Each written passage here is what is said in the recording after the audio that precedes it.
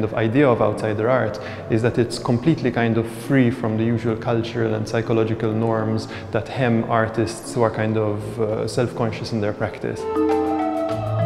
Il-wirja Groundwaters qed iġġib flimkien seba artisti Maltin u barranin b'xogħlijiet ikkurati minn Gabriel Zammit.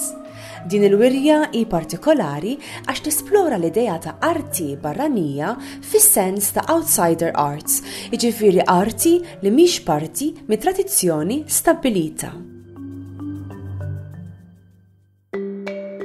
The idea of Groundwaters is that the art within the exhibition takes us somewhere deep, somewhere underground, somewhere into the groundwaters.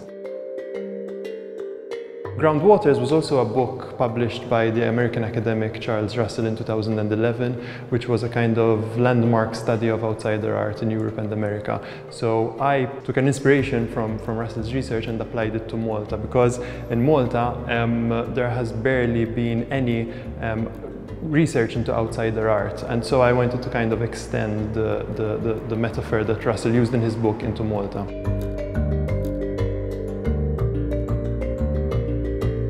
Third reason for the Groundwaters title is that Malta has an actual aquifer, an actual kind of groundwater reserve out of which we draw our water, the water we use in our everyday life.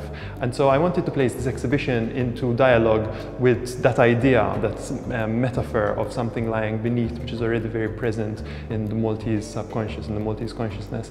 Malta also has an imagined ancient mythical past, and in mythology the idea of, well, the image of water lying underground recurs again and again, such as the river Styx in the underworld, which separates the above from the below. So the image of groundwaters was a very resonant metaphor which I wanted to kind of dialogue with, both because of its relevance in the contemporary Maltese context, as well as its mythological relevance, and as well as its kind of relevance within the wider study of outsider art.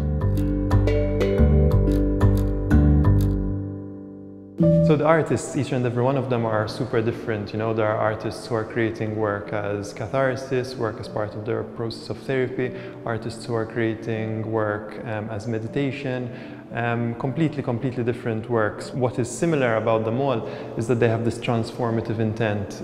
The work itself is in service to a kind of deeper goal, or a more fundamental goal.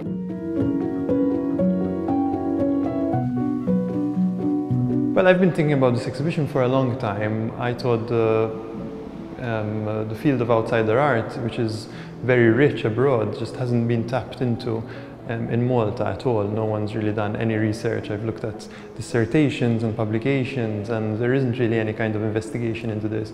So I thought it would be a really kind of valuable way to, or rather a valuable topic to look into.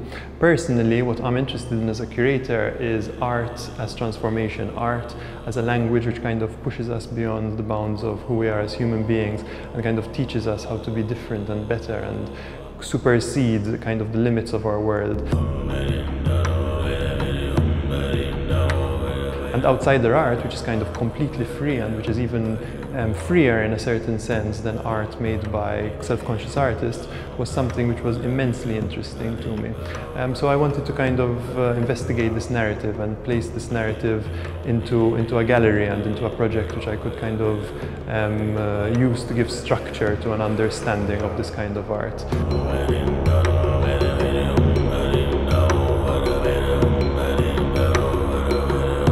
I only found out about some, if not most, of the artists in this exhibition through kind of personal networks, because none of these artists, or well, most of them aren't on Instagram, and they aren't kind of in the art world, in the art scene. So the kind of relationships I built to the artists are all very personal, and they're all kind of through connections and through networks and through people who would know about these artworks and artists in a manner which is independent from the cultural world. So for me it felt very personal to put this exhibition together.